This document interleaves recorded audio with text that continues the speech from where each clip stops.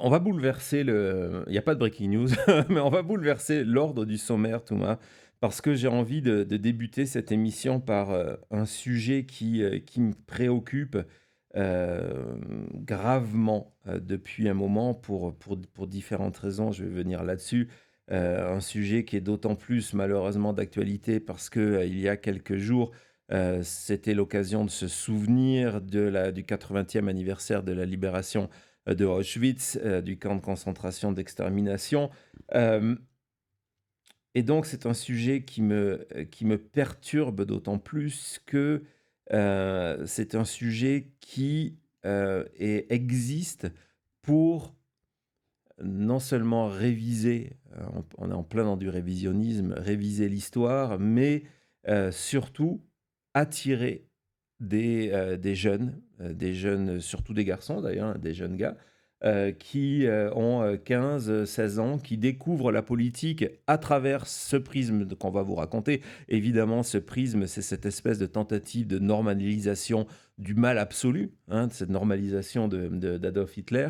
Et donc ils découvrent cette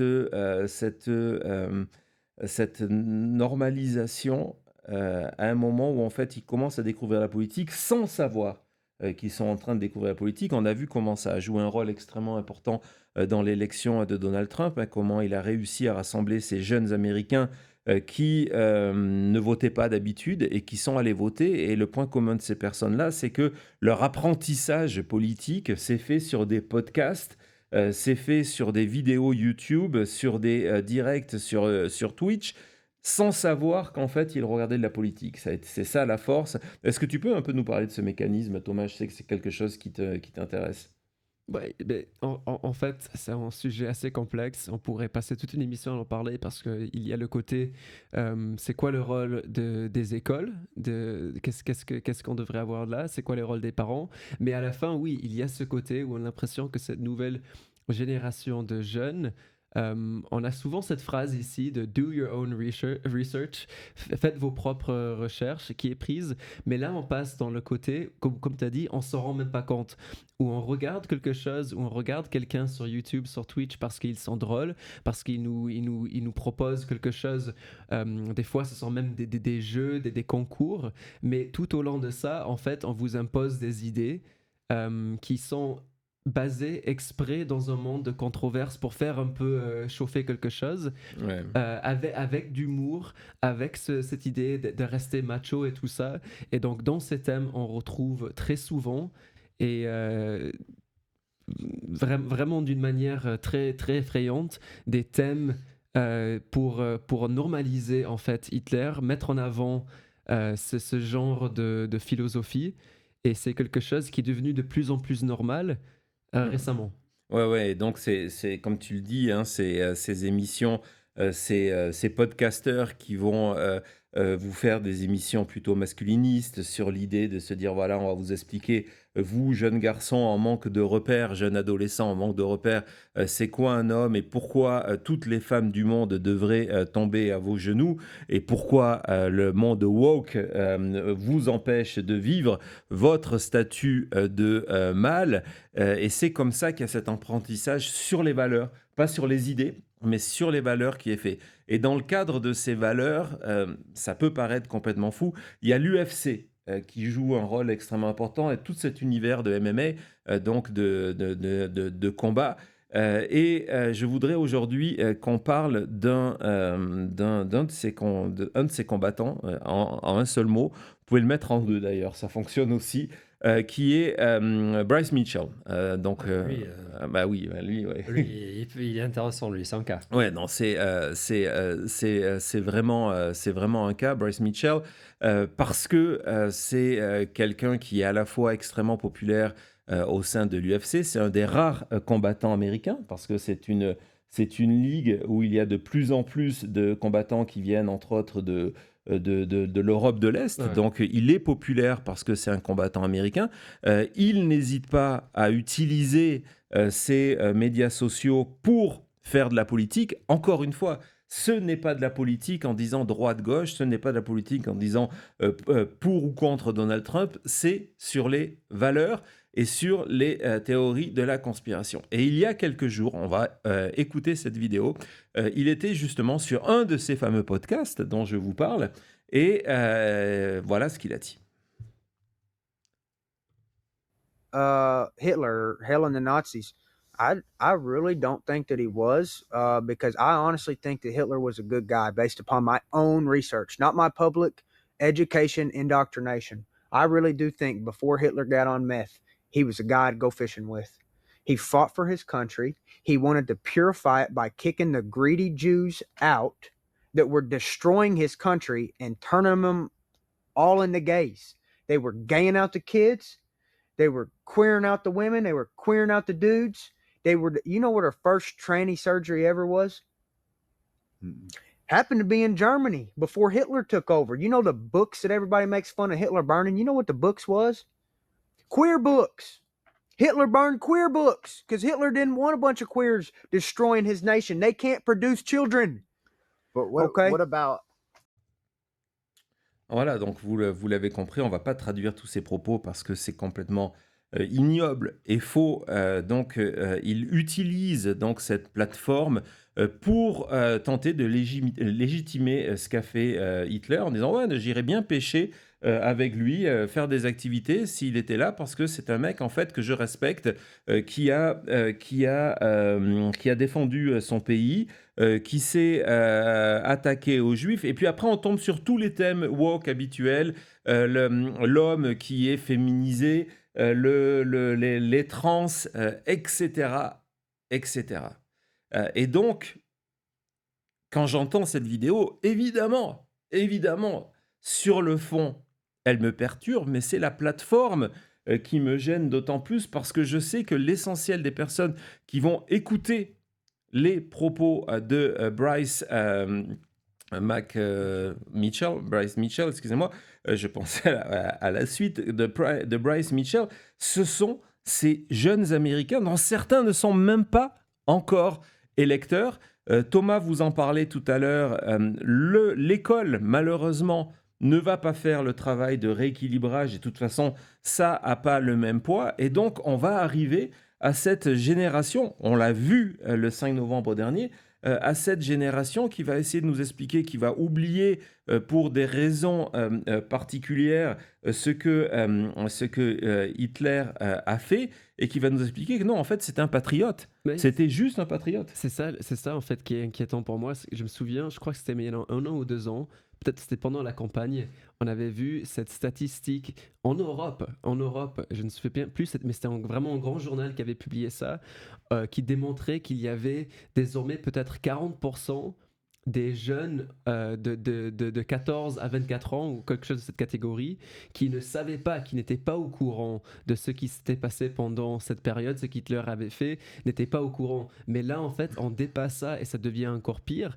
C'est pas d'être ignorant, de ne pas savoir, c'est d'avoir maintenant une idée complètement fausse, tordue, dangereuse de ce qui s'est passé, qui était cet homme, et de revoir l'histoire, de réécrire l'histoire. Ouais, non, en disant que c'est normal. On va faire une petite parenthèse sur Bryce Mitchell parce que justement, c'est là aujourd'hui où ces athlètes ont une véritable responsabilité et sont devenus des agents de désinformation, des agents d'influence de désinformation. Ouais, vas-y, Cody. Parce que Mitchell aussi, il est convaincu que la Terre, elle est plate.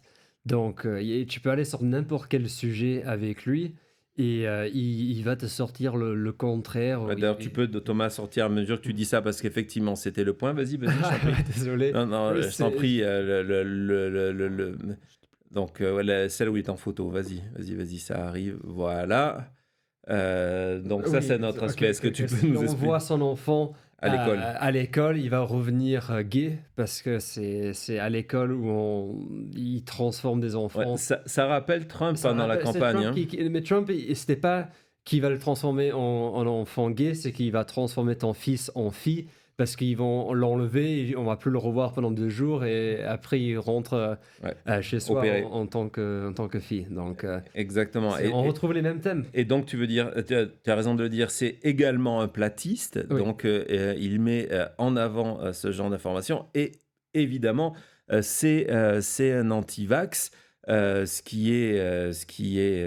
fait, on a la carte complète du bingo là. Je crois que Oui, je crois que je là, crois, le je crois que bingo, les ont on l'a toutes. bien Il vu, oui. il est raciste, il est antisémite, et donc ce sont des gens qui aujourd'hui ont une influence, et ça pose une véritable question. On va écouter Dana White, qui est le patron du l'UFC. On connaît les relations de Dana White, qui est extrêmement proche, qui a apporté son soutien, qui est extrêmement proche de Donald Trump, Ouais. et désormais de Meta. Oui. Il fait partie du board de Meta, et sa nomination a accompagné ce tournant de Meta Facebook à l'extrême droite, de Zuckerberg, qui d'un coup veut être un cool kid comme les autres des tech, et il veut montrer que lui aussi, il pense comme Elon Musk, soyons clairs. On va écouter le début de la déclaration de Dana White, qui regrette, qui dit voilà, c'est complètement stupide, mais on va arriver à la limite de ce qu'on peut faire. C'est parti. Started here. Let me get some fucking dumb shit out of the way first here. I'm out here, have fun doing Power Slap tonight. And I'm sure you guys heard what Bryce Mitchell said. If you haven't, he said some probably, I've heard a lot of dumb, ignorant shit in my day, but this one's probably the worst. When you talk about Hitler,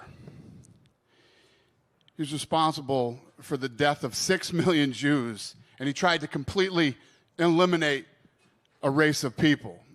World War II was the deadliest war in history.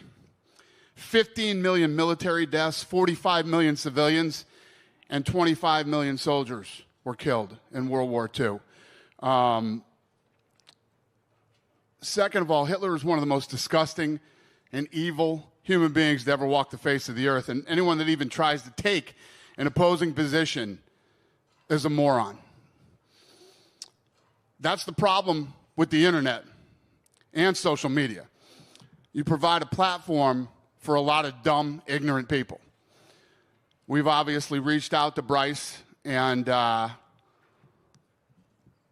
when we read what he said and let him know how we feel about it, I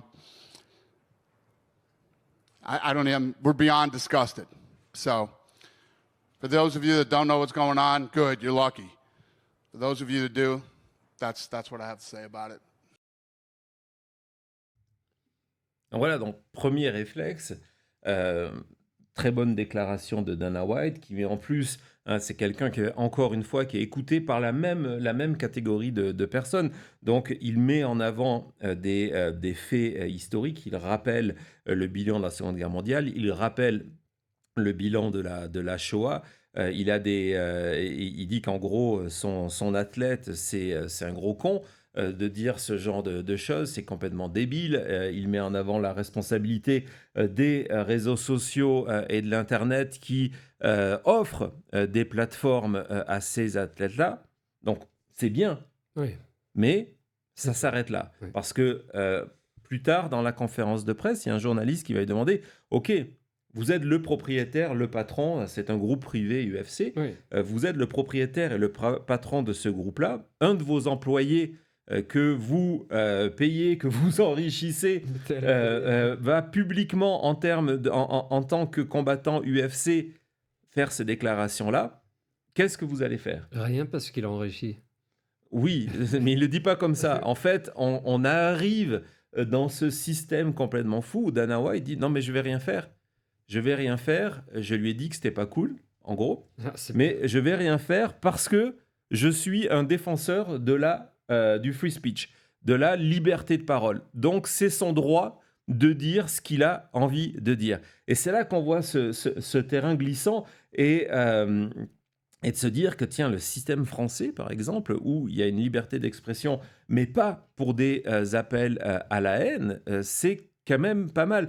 Parce que là, on arrive au bout du système où on laisse dire tout et n'importe quoi, où face à des Bryce Mitchell, il y a des journalistes ou des animateurs de podcast qui soit cherchent le buzz, donc ils ne l'empêchent pas de parler, soit n'ont pas le bagage pour répondre, et donc lui laissent dire ces atrocités sans limite. Et puis après cette excuse suprême, on va voir comment elle est maniée des fois quand ça les arrange aussi. Hein, c'est quelque chose qu'on entend beaucoup dans la bouche d'Elon Musk, de dire non, mais c'est la liberté d'expression. Il a le droit de dire le pire, je ne ferai rien. Donc voilà, donc je ne sais pas ce que vous en pensez le chat, je ne sais pas ce que t'en penses Thomas, ce que t'en penses Cody, mais ce truc de dire on fait rien, liberté d'expression, est-ce que vous pensez que ça va avoir une conséquence quelconque, les propos de Dana White, quand dans la foulée, il dit non mais il peut continuer? Non, et en plus, c'est un peu un hypocrite parce que dès qu'il y a eu la guerre en Russie et Ukraine, c'était vraiment une tradition que tous les combattants sortaient avec les drapeaux de leur pays. Il a dit, ok, on va plus faire ça parce qu'il n'avait pas envie d'avoir des drapeaux russes qui sortent. Donc tu peux dire, ok, là, c'est de l'expression de parole, mais vu que ça gêne Dana White d'une manière, il interdit. Mais là, il l'interdit pas, même si tu peux dire que les deux, c'est du free speech. Donc pourquoi un et pas l'autre? Ouais, et toi Thomas? Ouais. Après, quand on pense au contexte, c'est vrai, on pourrait vraiment aller voir l'historique de Dana White et parler de ça, parce que là aussi, il y a du sujet. Pour moi, à la fin, en fait, je me dis, ok, c'est beaucoup plus simple de passer 40 secondes à dire, voilà, moi, à titre personnel, je ne suis pas nazi, que de faire quelque chose. C'est beaucoup plus facile de juste lire de ses fiches quelques statistiques. Je dis pas que Dana White ne croit pas ce qu'il dit, je crois qu'il pense à ces propos-là, mais c'est beaucoup plus simple de juste avoir ce discours que d'après aller faire quelque chose et, comme dit Cody, après aller gérer des conséquences. Ouais, d'ailleurs, il s'en débarrasse et il le présente comme ça. Et il dit voilà, je m'en débarrasse, j'ai fait ce qu'il fallait faire et puis c'est terminé. Personne pourra dire que moi je suis d'extrême, je suis nazi et tout le reste, mais ça s'arrête là. Mais ça, c'est un deuxième sujet, c'est une parenthèse dans la parenthèse. Pour moi, le véritable sujet, c'est cette volonté, lorsque vous suivez évidemment X, mais au-delà de X, lorsque vous allez sur ces podcasts et sur toutes ces manières, sur Reddit, sur Twitch, dont l'extrême droite, depuis 10 ans, a compris que la manière d'arriver au pouvoir était de contrôler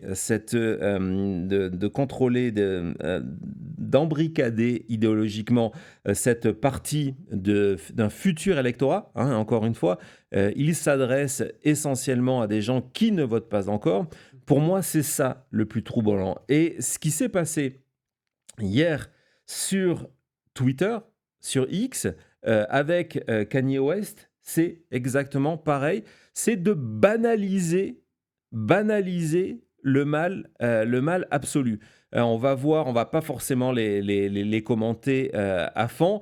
Donc voilà, Kanye West qui utilise sa plateforme et les millions de personnes qui le suivent pour expliquer qu'il aime Hitler et banaliser ce genre de choses. Là, de jouer sur des espèces d'ambiguïté, hein, regardez à quoi ressemble son 45 volontairement. On va continuer dans tout ça. On voit qu'il y a énormément de tweets à ce sujet-là. Il se moque de lui-même en disant qu'il était woke. Donc on se rend compte que ce mot fourre-tout de woke, si vous êtes anti-nazi, vous êtes woke. Non, mais faire qu'il n'y ait plus de débat, c'est ça le truc, c'est que les mots n'ont plus de valeur. Et donc, il n'y a plus de conversation, c'est tout. Exactement. Donc, on continue dans l'état d'esprit. Donc voilà, on va pas tous les passer, mais vous voyez donc cette volonté. Et puis la vente, la mise en vente du moins la mise en vente prétendue de son dernier t-shirt. Hein. Oui, donc regarde le titre en dessous du titre. Oui, bien sûr. Donc c'est tout ça en direction d'un public qui est jeune et qui part pour le lol, pour le troll. Va trouver que c'est cool, et donc il y a un changement, c'est-à-dire que Hitler n'est plus l'incarnation du mal. Il y a cette volonté qui est vraiment dans l'esprit du temps, qui est à la fois, oui, de la bêtise crasse, mais qui est extrêmement perturbant lorsque l'on sait le pouvoir et le poids qu'ont ces gens-là face à des jeunes dont l'esprit est en train de se former. Alors oui, après on se dit l'école, certes, les parents, mais comment, comment on répond à ce poids-là lorsque les modèles, Oui, parce qu'on partout. on va aller écouter Kanye pour sa musique et sur certaines de ses opinions, dire ouais, ben, il a raison. On va aller voir Bryce Mitchell en disant bah tiens, ouais, ce qu'il dit sur l'homme blanc qui est menacé par les minorités sexuelles, ouais, forcément, il a raison. Et en même temps, ça veut dire que pour le reste aussi. Et donc, c'est super, super inquiétant. Oui, ça donne la nausée. C'est exactement ça. Et je n'ai pas de réponse. Tant qu'il y aura des plateformes, hein, en fait, on est en train de vivre une expérience en temps réel. Nous sommes la première génération, vous êtes la première génération à vivre avec des réseaux sociaux. Personne ne connaît les effets des réseaux sociaux. Personne n'a mis de mise en garde, n'a mis de règles. C'est arrivé.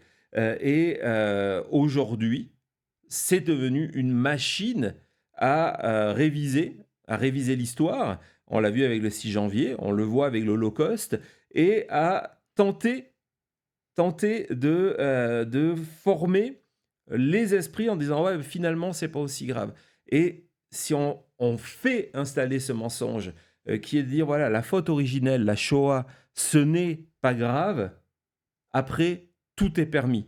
Ouais, ce n'est pas grave de virer quelqu'un parce qu'il pense différemment que vous, parce qu'il a pas la même couleur que vous, parce qu'il n'a pas la même sexualité que vous. On va le voir un petit peu plus tard lorsqu'on va parler de Elon Musk, de Trump et de ces jeunes employés de Doge qui sont des représentants de ce système-là, qui se nourrissent et qui sont encore une fois dans le LOL, qui sont encore une fois dans le troll, dans le trollisme, qui vivent ça, et en disant ouais, ils ont posté des tweets suprémacistes contre la communauté indienne, etc., etc.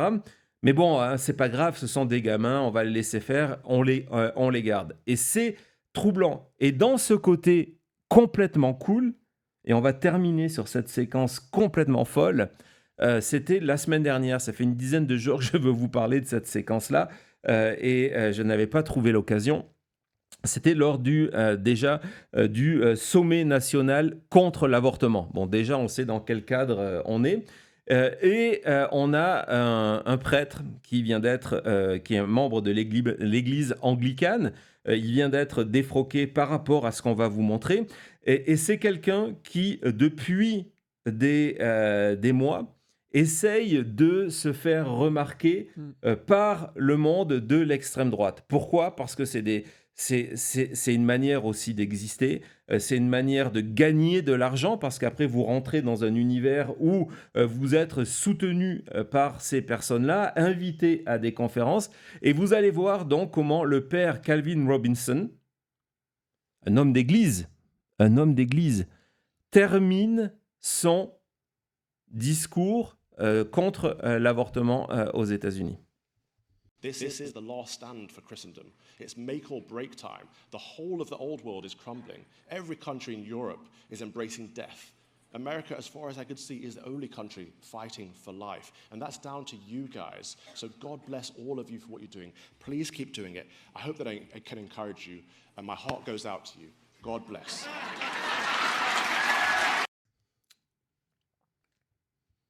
Ouais. Ouais. Ouais, donc voilà, Calvin Robinson, l'église anglicane a fait passer, je pense qu'on a le communiqué de presse en expliquant, voilà, c'est tout petit, qu'il savait que depuis un moment, il essayait de se faire remarquer par l'extrême droite américaine pour devenir une des célébrités de ce milieu-là. Et donc voilà le genre, et c'est de la liberté de la parole. Ça fait cool. Vous entendez d'ailleurs la réaction du public, hein. Le clip est malheureusement coupé, mais vous entendez les gens qui rigolent au geste. Évidemment, il y a une référence à Elon Musk dedans, mais au geste de Robinson, quoi. C'est une période complètement folle. Absolument. Et j'en veux énormément en fait, à nous-mêmes, parce que c'est à nous d'arrêter tout ça. Aujourd'hui, quand hier on a vu Kanye West partir avec tous ces tweets-là, ce qui me gênait le plus, c'était pas de voir des gens qui étaient MAGA répondre, mais voir des gens qui ne sont pas nazis, qui ne sont pas pro-nazis, réagir en disant « Oh là là, je ris comme c'est un fou, il nous fait marrer à chaque fois qu'on ouvre Twitter, tellement que le gars il est complètement fou, c'est drôle. » Et de prendre ça à la rigolade. Ouais, Ça, c'est pas possible. D'ailleurs, Thomas, si tu vas regarder dans le dossier Musk, ça va marcher aussi pour exactement ce que tu viens de dire, c'est parfait. Il y a le tweet ce matin de Musk sur la timeline. Je ne sais pas si je te l'ai mis et où je te l'ai mis. Est-ce que c'est... Alors, c'est peut-être pas dans ce dossier-là, non. Ça doit être dans le dossier, en temps direct. Hein. Dans le dossier, peut-être mise en scène. Voilà, mise en scène, là... qui est à gauche, voilà, c'est exactement celui-là. Regardez cette idée de dire ah c'est rigolo. Regardez le Musk lui-même. Il y a Kanye qui est numéro 2 à ce moment-là. Numéro 1 de manière globale, on voit qu'il y a eu 5,1 millions de posts sur Kanye et Hitler. 5 millions. Et Elon Musk en fait une blague en disant on vit dans le moment où notre timeline, c'est le truc le plus rigolo. Ouais. Parce qu'il y a Kanye, il y a Big Balls, qui est le surnom online d'un de ces experts de Doge. Et donc voilà, donc on fait de tout ça une blague. Et pour le jeune public américain, et européen, malheureusement, j'en suis persuadé, comme Thomas l'a rappelé tout à l'heure, on voit plus trop la limite. On ne sait plus ce qui est bien, ce qui est pas bien. Le seul réflexe, c'est « Ah, c'est rigolo, c'est pas rigolo ». Et à la fin, c'est comme ça qu'une dictature s'installe. C'est pour ça que je voulais commencer vers ce sujet. On aurait pu terminer par celui-là, mais je voulais vous partager même pas impression, mais mon impuissance par rapport à ça. Parce que, oui, on peut dire que la manière de répondre, c'est l'éducation, c'est la vigilance, c'est le devoir de mémoire.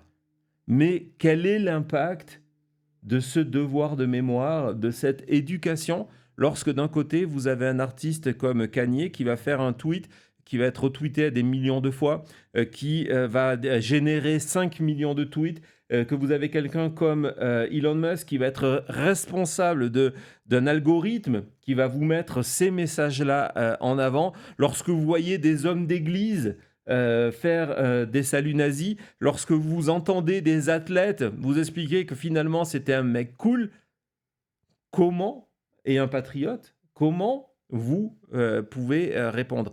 C'est un véritable problème profond, grave. Je ne sais pas ce que vous en pensez dans le chat, mais voilà, je suis désolé, j'ai pas une solution à vous proposer par rapport à ça. Je vous dis juste, c'est pas forcément à l'avant des médias, mais c'est ce qui se passe en coulisses. On forme la prochaine génération. Pendant des décennies, ça a été de réviser en disant non, mais c'est pas possible, 6 millions de morts, etc. On s'est rendu compte que ça pouvait pas fonctionner. Et là, on arrive à un moment où il n'y a quasiment plus de survivants de la Shoah, donc plus de témoins directs de cette époque-là. Et donc, au lieu de remettre en cause directement les bilans, l'atrocité de ce qui s'est passé dans ces camps et le fait qu'il y avait une organisation, une volonté politique d'épuration, au lieu de mettre tout ça en avant, dire non, mais c'est pas vrai, comme on l'a fait pendant des années, on préfère dire non, on va aller sur des codes avec des personnes, avec des manières d'aborder le sujet qui font que les personnes les personnes puissent répondre. Donc Elisabeth nous disait, ouais, c'est intéressant en disant que la réponse ne peut être que judiciaire, institutionnelle et politique. Oui, c'est ce que je veux dire par là, c'est pas un problème d'éducation. Il faut des lois, des cadres, donc c'est pour ça qu'on se cache derrière le premier amendement. Et les plateformes, et Blue Sky aussi en fait partie, hein. C'est pas que X, parce que X est devenu cette poubelle en ligne, mais les plateformes ont besoin de lois.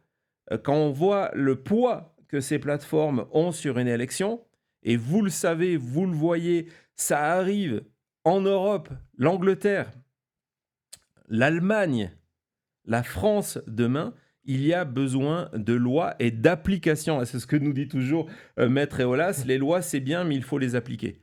Ouais. Il faut agir. Il faut agir parce que le but de ces personnes qui sont extrêmement intelligentes, qui ont compris les mécanismes de fonctionnement de nos sociétés, qui ont compris l'intérêt d'aller perturber des esprits qui n'ont pas encore les outils et les réflexes pour dire non, ce n'est pas vrai et s'éloigner de ça. Ces outils-là sont en train de nous noyer en termes de société et sont en train de tuer nos démocraties. Exactement. Je crois oui. Ces dernières années, on va dire les dernières 10 ans sur l'Internet, je pense on peut comparer à X, Twitter, il y avait beaucoup de personnes qui trouvaient que ce qu'on vient juste expliquer allait dans l'autre sens, que c'était trop, qu'on pouvait dire qu'il fallait faire attention à tout ce qu'on disait parce qu'on pouvait se faire cancelled, on pouvait se faire virer de notre travail pour dire la moindre chose. Et que maintenant, ça va dans le contraire. Maintenant, on montre que voilà, on peut dire les choses les plus extrêmes. Il faut dire les choses les plus extrêmes sans conséquence. Et c'est ce côté-là qui me fait peur, quoi. C'est de se dire, voilà, on est dans un monde où maintenant, pour qu'on parle de vous, pour montrer qu'on est cool, voilà, il faut prendre cette position la plus extrême, la plus ignoble possible. Et avec une certaine cruauté en plus, oui. Qui a aussi une signature, on avait fait une émission sur le sujet. Et ça dépasse maintenant la politique, parce que notre premier exemple, comme tu as dit, c'était un sportif. On parle aussi de Kanye West qui est dans la musique. Donc ça dépasse juste le côté politique, MAGA, Trump, républicain, on est dans une période d'élection. C'est maintenant vraiment partout. Donc c'est un sujet intéressant, j'espère qu'on pourra revisiter tout ça à l'avenir. Peut-être avec des bonnes nouvelles, mais voilà. Ouais, bon, je suis assez pessimiste. Bon voilà, en tout cas, c'était c'était prévu vers la fin plus de notre partie consacrée au Trumpland, et puis j'ai décidé de commencer lorsque j'ai vu dans mon écran de contrôle les différents dossiers. J'ai dit à Thomas, on va commencer par ça. Parce que je voulais commencer par ça, vous faire réagir. C'est une petite histoire dans la grande histoire, mais qui est tellement, tellement importante et qui, aujourd'hui, ne fait pas la une des médias. Et c'est extrêmement, extrêmement triste, extrêmement dommage. Voilà, on fait une petite pause et puis on se retrouve tout de suite. On va parler justement de purge, de contrôle, d'installation de dictature et de mise en scène du pouvoir. À tout de suite.